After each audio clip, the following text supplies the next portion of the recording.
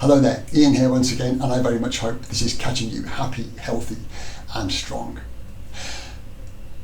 I thought I'd drop in with a quick share today on a question that someone asked me a few days ago, and it was such a great question that I thought I'd share some ideas around that, and I hope they help you on your journey. The question was, and I won't say who asked it because maybe they'll watch this video, but if you know who you are, then well done for asking the question. The question was, when should you quit? When should you stop on the journey that you're on and rethink or start again? And it was such a great question, and it really got me thinking about what would cause me to quit. And I can come up with two major reasons for stopping. Firstly, when you encounter an insurmountable problem, that would cause me to stop. The second thing that would cause me to stop is if the value of what I was moving towards is less than the investment to get there.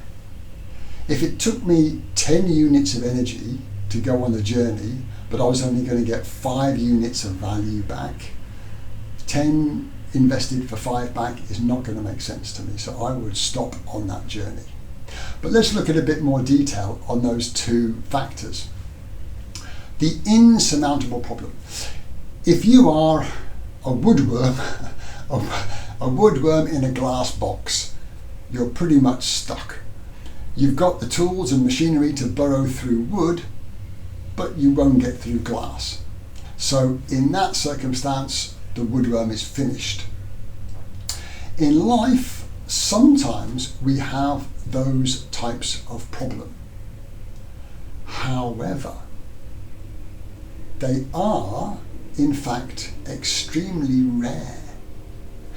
Let's look at the recent circumstances surrounding the pandemic and lockdown. For many of us, to go outside and socialise or to go outside and exercise was forbidden. We couldn't do it.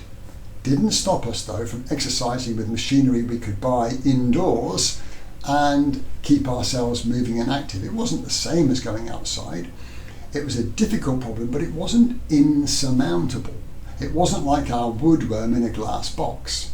But when you do meet a problem that you cannot get round, that's a good reason to stop.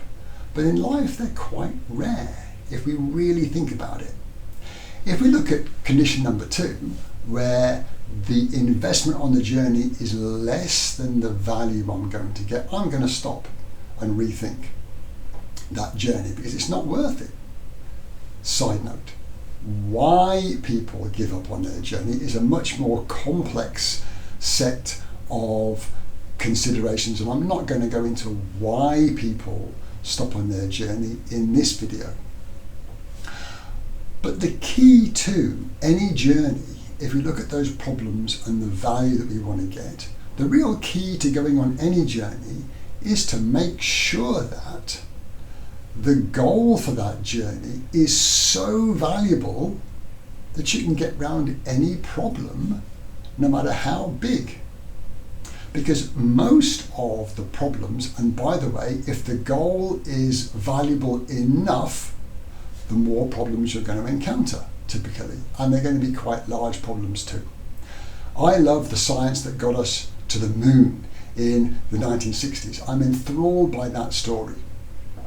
How many problems did they have to encounter when the announcement was made they were going to go to the moon? Hundreds of problems, most of which they did not know how to solve. It wasn't, okay, that's difficult. It was, we just don't know. We've got to go from ground zero and work it out.